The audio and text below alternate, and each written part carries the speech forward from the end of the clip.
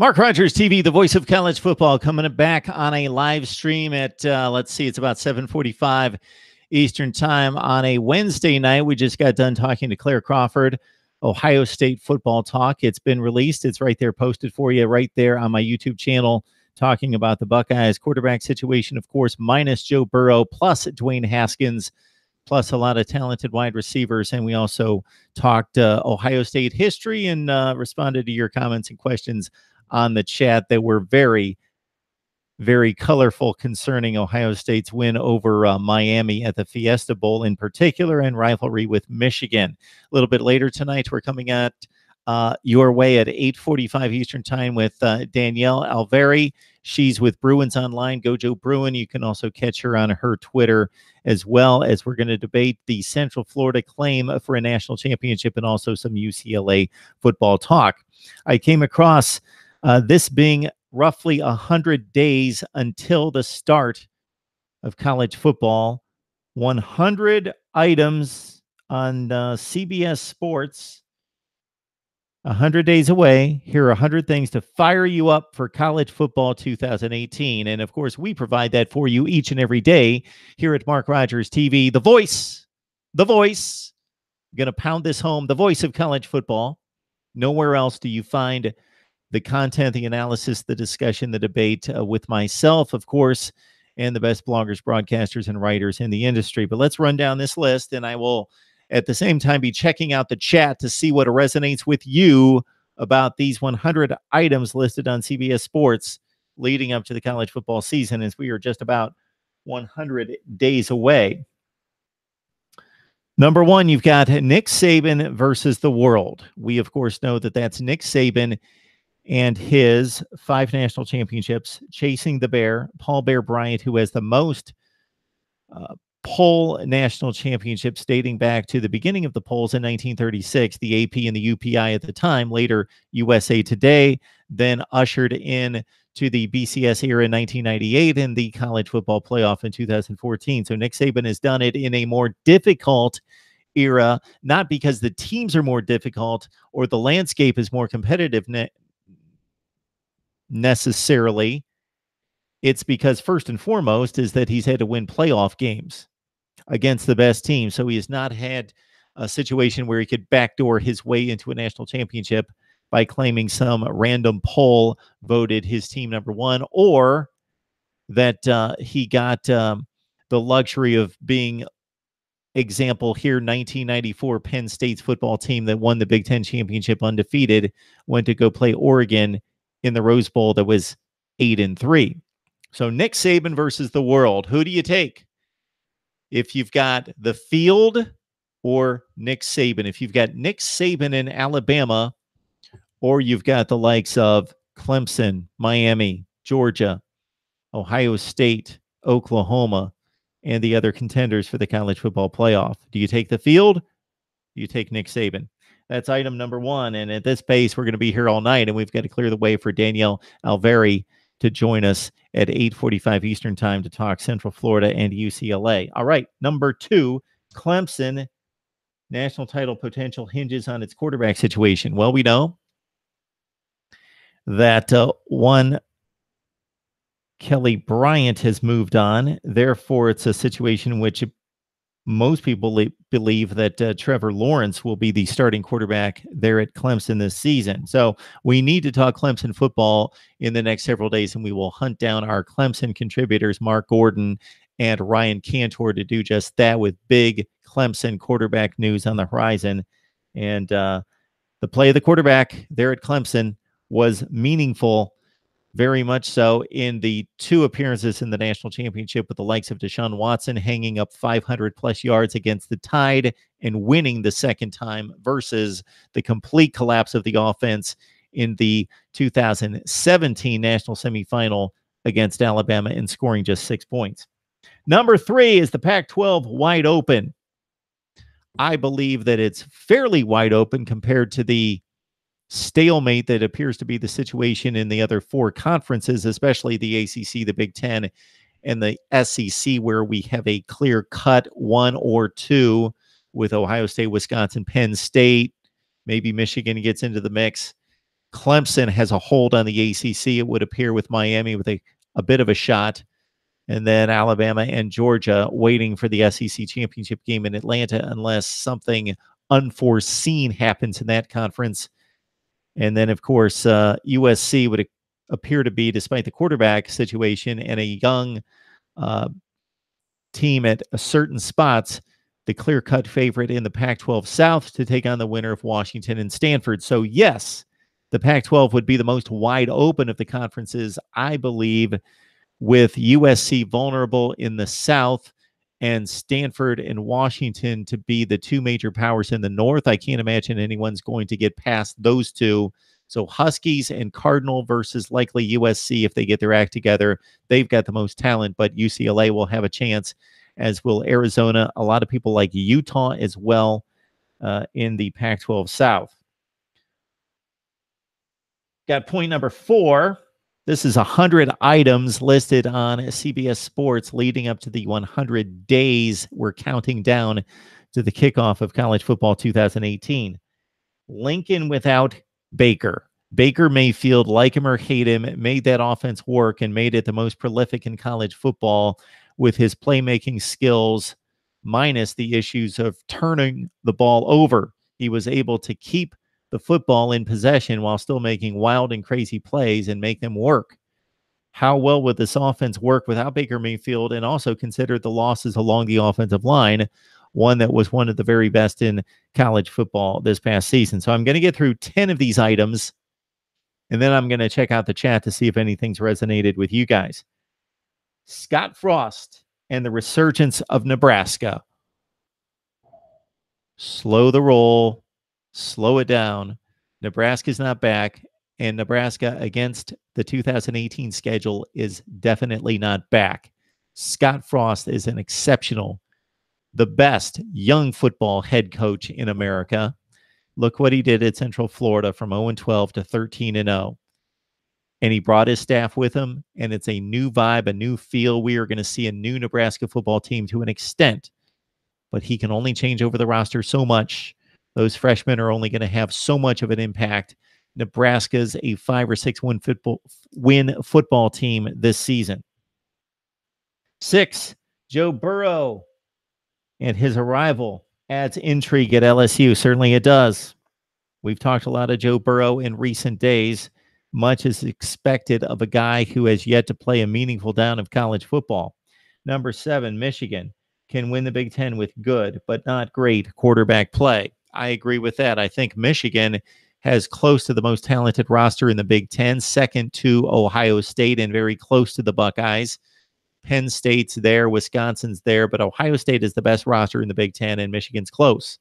Now, if Michigan gets exceptional quarterback play from Shea Patterson, they could very well be the Big Ten champion. If they get good quarterback play, having to go to Columbus and take on Wisconsin and play the most difficult schedule in the Big Ten, it will be mighty interesting to see who comes out of that. But it's the best top half of a division in college football. Number 8, anti-Badger bias. Unfortunately, Wisconsin again has a weak non-conference schedule. They will not be tested most likely, with BYU as the big game.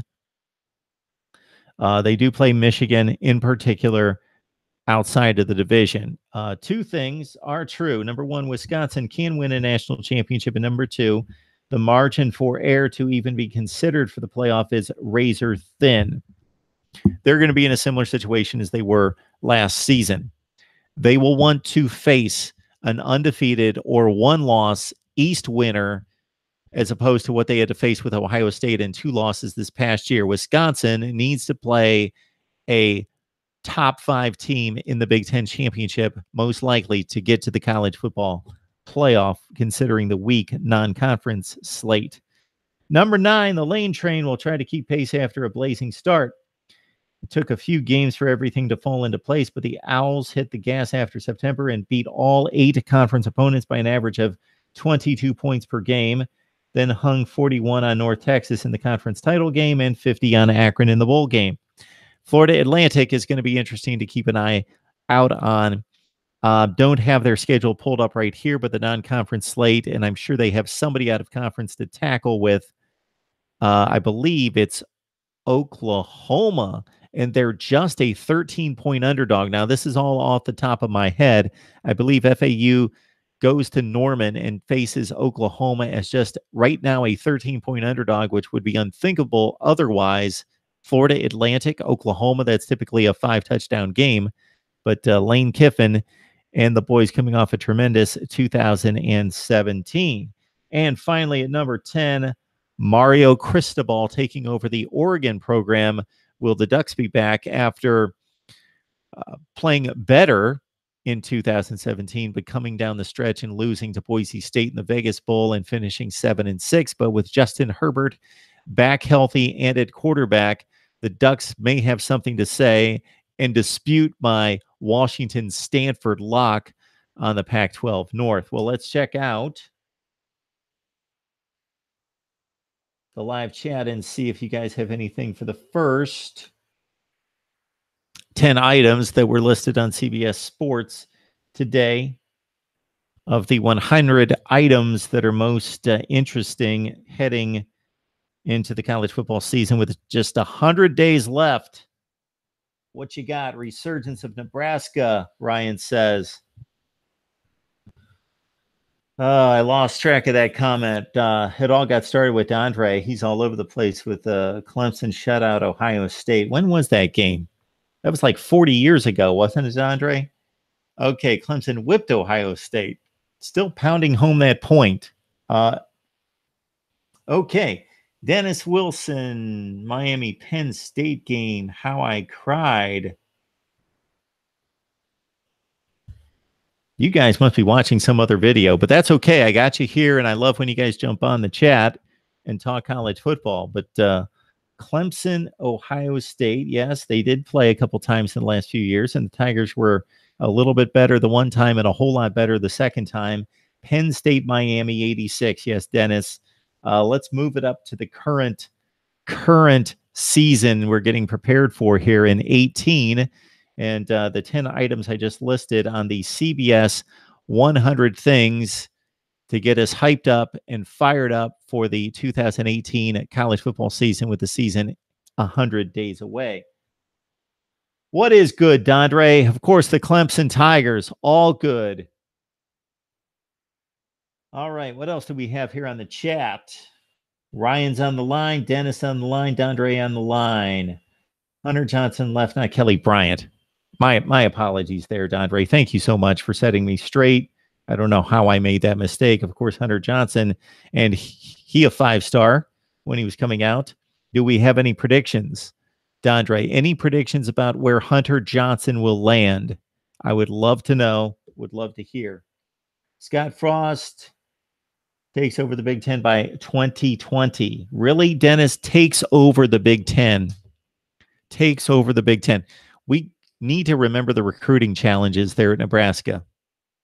He's got to go outside that state. He's got to go outside the region to get most of his marquee impact players that aren't going to play offensive line or maybe defensive line, especially in the trenches in the middle. The rest of the players have to come from somewhere else. And yes, he will get players and he can coach them up.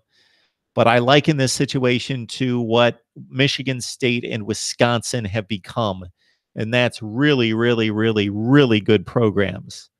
Two of the 10 best programs in the country, but not quite there, and probably not going to get there in taking over a major conference and playing with Ohio State most of the time. They'll do it on occasion.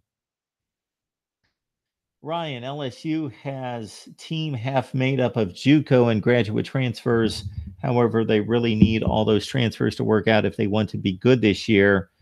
The schedule is brutal for LSU. They play Georgia and Florida out of the SEC East. They, of course, have Miami on the docket and have to deal with the best conference, the best division in college football, top to bottom. Dennis, Scott Frost can walk into Florida and just take kids now. Don't sleep. I get it. He will. I don't know if he's going to take the best kids out of Florida. The best kids out of Florida will continue to go to the 3 schools in state and the likes of Alabama, and Clemson and Ohio State. I don't know that Scott Frost is going to be able to get the best kids in Florida to Nebraska. He will get talent, and sometimes the 30th best wide receiver turns out to be a top 5 wide receiver. We know that the recruiting rankings overall mean a whole bunch and are very accurate, but specific to certain players, they can be off considerably. And the 30th best wide receiver in the country is still really, really good. I'm even talking that the 150th wide receiver may turn out to be a top 5 to 10 wide receiver. And Scott Frost is going to develop those guys like a D'Antonio, like a Chris Bielema, Anderson, Alvarez at Wisconsin. All right, Texas and Savage is in the house. 19 Savage in the house to talk up Texas. I've heard that Hunter Johnson could likely go to Purdue or Northwestern. That's what I've heard, but I really don't know. I did see that, Ryan. You're right. I did see that online. A lot of people on Twitter were talking Purdue and Northwestern. I don't exactly know why those two schools. And 19 Savage with his obligatory Jalen Hurts to Texas call. Ryan, Nebraska might win a Big Ten championship under Scott Frost, but they will never win another national championship. They don't have the recruiting base to put together that type of roster. Yeah, Wisconsin, Nebraska going head-to-head year after year with Iowa and Northwestern taking their shots is going to be interesting and fun to watch in the Big Ten West. Wisconsin has needed a challenger for the last few years, and they haven't really received one. I know Iowa went undefeated and won the 1 year, but Wisconsin has owned that division pretty much since they started and reconfigured things a few years back. That's the problem. I don't like Clemson, Alabama, Ohio State recruiting in Florida. Well, it's a free country, Dennis. That's the deal. Everybody can go to school wherever they would like, wherever they would choose. All right, let's get back to these 100 items. So this is on CBSSports.com. The college football being 100 days away. Here are 100 things to fire you up for college football 2018. And the list is courtesy Chip Patterson. So this is a perfect example of how I get tons of guests and certain guests on Mark Rogers TV. I don't know who this gentleman, Chip Patterson, is, but he writes for CBS's college football page. He must know what he's doing and must be an excellent college football knowledge base, knowledge source, information source. So, bam, I'm going to go after Chip Patterson, bring him on Mark Rogers TV. We'll write it down right here so I don't forget. I need one of those mics on the holder that moves around better than this one. All right, we knocked out the top 10. Let's get to number 11. Number 11 on the list, Herm Edwards at Arizona State. Will it work? Number 12, Jimbo Fisher, Texas A&M. I think it will eventually work, and he will win bigger than Sumlin. Not 8-5, 8-5, 8-5, 8-5 all over the place, but more like 10-3s, 10-3s, and 11-2s. Whether he can get past Saban in Alabama, we shall see. I wouldn't bet on it. Scott Frost, there he is at number 13. Chip Kelly at 14. Matt Luke at 15. This is just the number of teams and coaches that they're interested to see how they fare, I suppose. These are all new coaches and new places. So who's going to do well year one? Question number 2, who's going to do well long term? So I put Scott Frost in that second category. I expect him to do well long term. If Bo Pelini can win 9 games in Lincoln every year over and over and over and over, Scott Frost can do the same and do it better and do it more against that division in particular. So where he has to face Ohio State, Michigan State this year out of the Big Ten East, there are going to be years in which Nebraska under Scott Frost will get a light touch with a Indiana, Maryland, Rutgers type look out of the Big Ten East. And those will be the years to take advantage of the scheduling and win the Big Ten Western Division. All right. Again, let's go down the coaches, and I want to hear from you guys on who you think is going to win big And relatively speaking, big. We don't expect Herm Edwards to go 12-0 and go to the college football playoff, but relative to what we've seen at that school recently or what the expectations are, who's going to win big year one, who may take some time but still is going to be effective and be a winner in that school, at that school. And then thirdly, who's going to be a bust? Mario Cristobal, Oregon; Herm Edwards, Arizona State; Jimbo Fisher at Texas A&M; Nebraska, Scott Frost; UCLA, Chip Kelly, another lightning rod of a conversation there. And we will hear from Danielle Alveri at 8:45 Eastern time to talk some UCLA football and also debate Central Florida. Jim Moorhead, a good one at Mississippi State, much expected out of the Bulldogs to surprise, and now it won't be a surprise because they are the chic dark horse pick in the SEC. Matt Luke at Ole Miss coming off 6-6 last year. Chad Morris, Arkansas.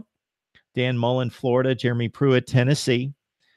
At Oregon State, you have Jonathan Smith coming off an 0-9 campaign.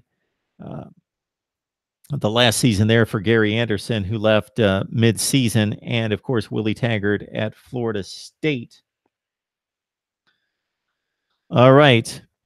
So these are 100 things to get fired up entering college football season with 100 days to go until the kickoff of the 2018 season. And you can catch this list on CBS Sports. All right. According to Chip Patterson, these are the contenders for a national championship. They are Alabama, Clemson, Ohio State, Georgia, Michigan, Penn State. And just to get this and make sure that we're accurate, he's stating here, here's the aforementioned pretty clear-cut title picture. Yes, these are his title contenders. Alabama is the team to win. Clemson just needs the quarterback. Then there's a drop-off to the next tier of really talented teams that could maybe beat Alabama and or Clemson with improved play during the season and some good fortune on the injury front. Again, these are his first-tier contenders for a national championship. Although we said Alabama and Clemson are the first tier, he then mentions all these other teams and puts them in the same collection and calls the second tier the second tier. So didn't necessarily think that through. But his main contenders are Alabama, Clemson, Ohio State, Georgia, Michigan, and Penn State. His second tier, and then I'll look at the chat, Wisconsin, Auburn, Miami, Oklahoma, Washington. Let me know what you guys think, and then we'll talk Heisman contenders. This, again, is 100 days to college football and 100 items to get us fired up for the 2018 season. All right, Savage is lining up the bus. They include Texas A&M, Miami, Oklahoma, and is that Alabama A&M? Must be Alabama State, possibly. Okay, Ryan, some recruits just want to go out of state. Yeah, these kids are no different in many ways than the kids who are just going to school to be students that want to leave mom and dad and go somewhere else. They want to experience something else. They see something in play out of state at another school, at a school that's not in their own backyard, where there's some opportunity or a major in which that school specializes. For football, it's much the same. And hopefully these kids are taking other things into consideration. And of course, many of them are. All right, back to the list. And then we'll check as we are on our schedule tonight, which included a discussion with Claire Crawford from the O-Zone. We talked to Ohio State. Please check out that chat. And Mike Laval is going to be on with some Texas talk later tonight. And up next, I've got Danielle Alveri to talk the Central Florida claim for a national championship, whether it's valid. I think we're going to debate this one. I don't think we see eye to eye. And Danielle also talking UCLA football.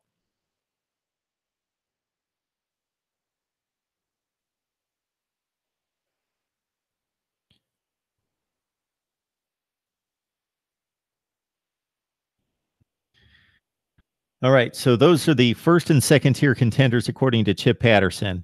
You got Alabama, Clemson, Ohio State, Georgia, Michigan, Penn State on the top tier, and then you've got on the outside looking in, but with a chance to do something. And he describes it this way.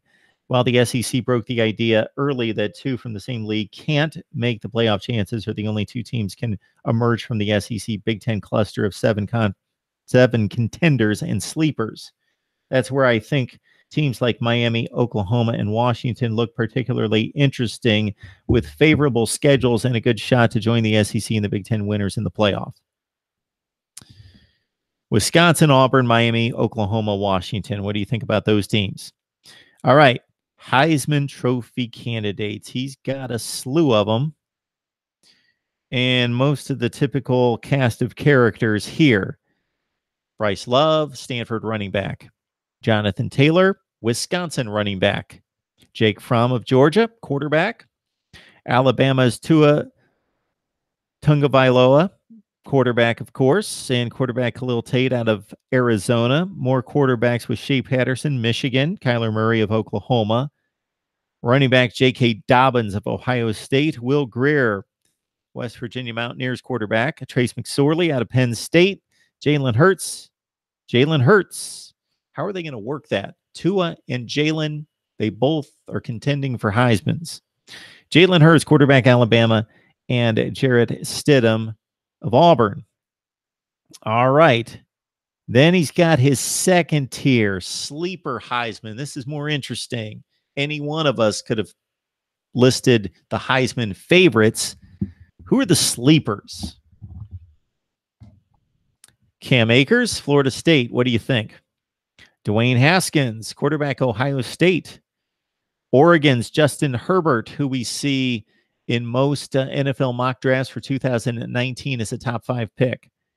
DeAndre Swift, Georgia running back.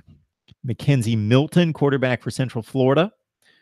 Drew Lock, Mizzou. Mizzou would have to have a big year, and Drew Lock is going to have to throw for 1,000,000 yards and 48 touchdowns to be considered. Nick Fitzgerald, interesting run-pass combination. He has already rushed for close to 1,500 yards in the SEC and close to 20 touchdowns. If he can become a more proficient passer and Mississippi State pulls off that big upset or two that some people are expecting, Nick Fitzgerald becomes an interesting sleeper for the Heisman. And then we also have a guy who might be the best football player, specimen of an athlete and great player, and has been for a long time. Ed Oliver out of the group of 5 in Houston at D tackle. Heisman candidates as we count down CBS Sports's and Chip Patterson in particular's 100 items to get us fired up for college football this season, with 100 days until we kick off. Ryan, hey, Mark, if the past year's playoff was an 18 playoff, which teams would have you put in, and how would I have seeded them? So, of course, the 4 that made it, plus Ohio State and USC, obviously, as Power 5 conference winners. Central Florida, then we have a difficult call. But if we look at record and we look at quality of play in a big conference, that next team has got to be Wisconsin, because at that point, erase what we know that happened in bowl play, erase what happened in the college football playoff, looking at the regular season after the conference championship games.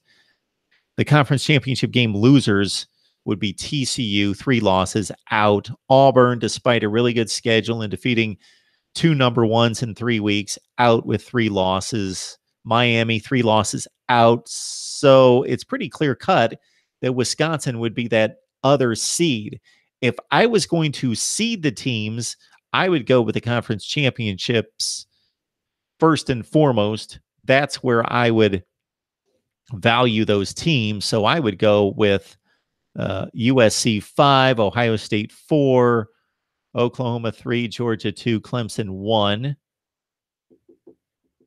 I actually believe I would have gone with Georgia 1 having just come off an SEC championship game win impressively over Auburn. Georgia 1, Clemson 2.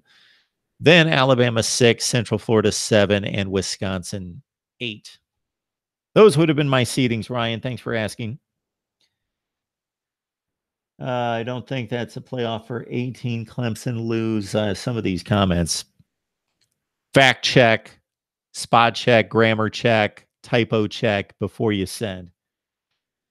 Maybe 19, not this season. We are loaded for Clemson. I guess they're saying here. Sam Ellinger for the Heisman. Okay, whatever you say, bud. Remember the Cotton Bowl of 90. Oh, we got a little Miami, Texas going here. So this is the great thing about college football. You folks have long, long memories, don't you? We're still talking about 46-3. Miami in that game had, I believe, over 200 yards in penalties because of taunting and inappropriate conduct, whatever they called it at the time. I don't remember. And still throttled Texas 46-3.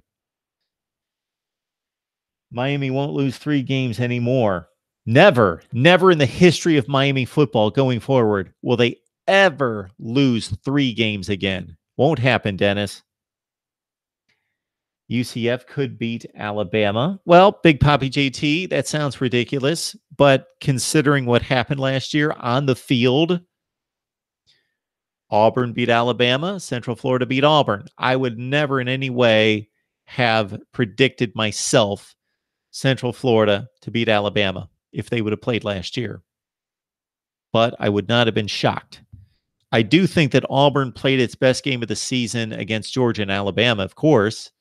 We saw that Auburn could be a lesser team, much lesser team, in losses to LSU in particular, and in the SEC championship game.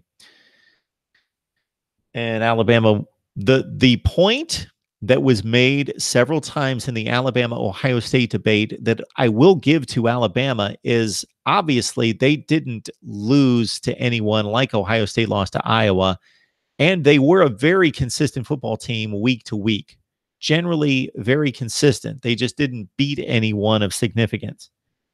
Ryan, yeah, but you're not going to win anything significant either. All that anger we had after that Auburn loss, our third string quarterback, third string would be in on UCF. I'll let you folks fight amongst yourselves as we continue the top 100 list.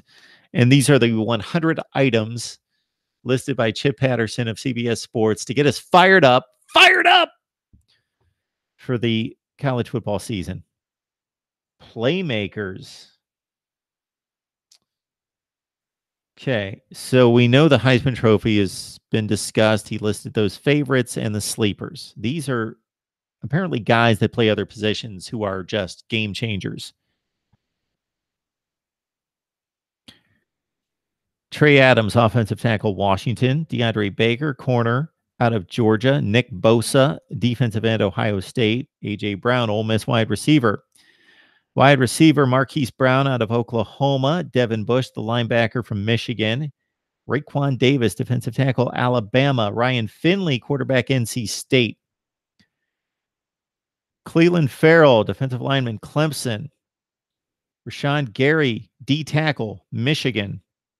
Texas's Colin Johnson, wide receiver. Dexter Lawrence, defensive lineman from Clemson. Once again, should be the best D-line in the country. Connor McGovern, offensive lineman, Penn State. We've got a Penn State offensive lineman. Shaq Quarterman, linebacker, Miami. Amon Richards, wide receiver, Miami. Deebo Samuel had a remarkable first few games for South Carolina, brought back some of the longest kick returns and wide receiver plays from scrimmage in the country, then got hurt. So South Carolina's offense going to be boosted by the return of Deebo Samuel. We got David Sills, wide receiver, West Virginia.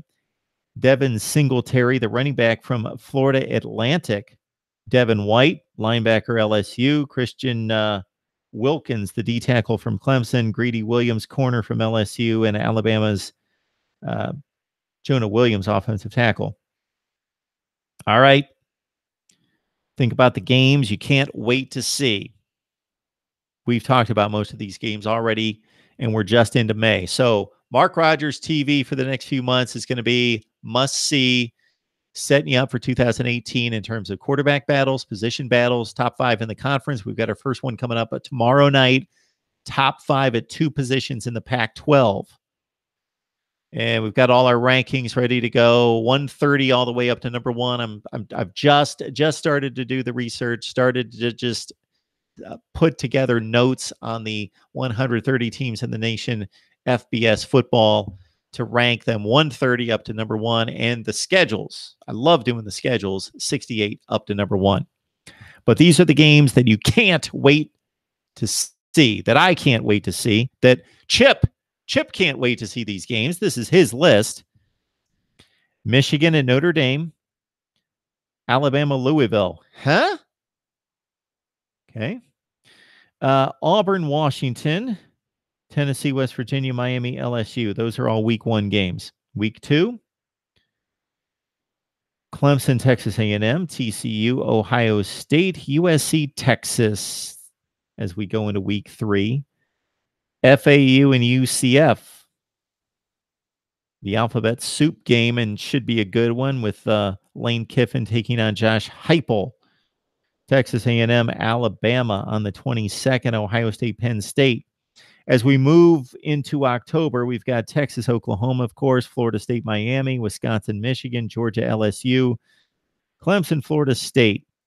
In the month of November, the deciding month for college football fans, when everything's on the line, get set for Stanford, Washington, Alabama at LSU, Auburn, Georgia, Wisconsin at Penn State, Ohio State taking on Michigan State, Oklahoma, West Virginia, Florida, Florida State, Auburn, Alabama, Michigan at Ohio State, and Army, Navy on December 8th. So really nothing there. I would have liked to have seen maybe some wild card games, some games that are off the radar. We saw a lot of Alabama, Ohio State, Clemson, Oklahoma, and the like there. All the games that we anticipate are going to be huge this season. But what games don't we know about that are going to be huge? Those are the games that interest me. And maybe I should make those selections. Maybe that's another video. What games are off the radar? What matchups aren't we considering huge right now that are going to be huge this September, October, November? All right, going to check the chat. We're awaiting Danielle Alveri from Bruins Online, Gojo Bruin, and we're going to discuss, you guessed it, the Bruins, but also debate Central Florida's claim for a national championship in 2017. Savage, when's the last time the Big 12 team went to win a national championship? Is that a rhetorical question, Big Poppy JT? That would be 2005, Texas. Big Poppy JT, you have to have a mobile quarterback because there's something about a D line. Okay, fast. Remember, they have the best athletes. All right. Ryan, I think people are wrong in that assumption that you need a dual threat quarterback to beat Alabama. What you need is an elite quarterback and offense as a whole in general. Yeah, that narrative, Ryan, came out of the Johnny Manziel game and a few other games, and going back to Tim Tebow, and it was blown out of proportion based on just a small sample size. More quarterbacks are dual threat quarterbacks today than what we saw in college football 25 or 30 years ago, where you had an either or situation, and then the NFL style of play rubbed off on college football throughout the 1980s and into the 90s. And now it's almost a reverse of a trend where the college football approach of run pass, heavy options, RPOs, has made an impact on play calling and player selection in the NFL. All right, folks, always appreciate it. It was interesting running across this article of the 100 things to get us fired up for the college football season, as we are just 100 days away from the kickoff of the 2018 campaign. All right, you guys stick around because in about 15 minutes, Danielle Alveri is coming on the line from Bruins Online. She's also with Gojo Bruin. And we're going to talk up the Central Florida hot debate on claiming a national championship. And we'll talk UCLA football as well. We will be monitoring the chat to get your comments and questions as well. Always appreciate it, you guys. This is the place to be. If you have yet to subscribe to my YouTube channel, please do. If you love college football, we'll see you next time.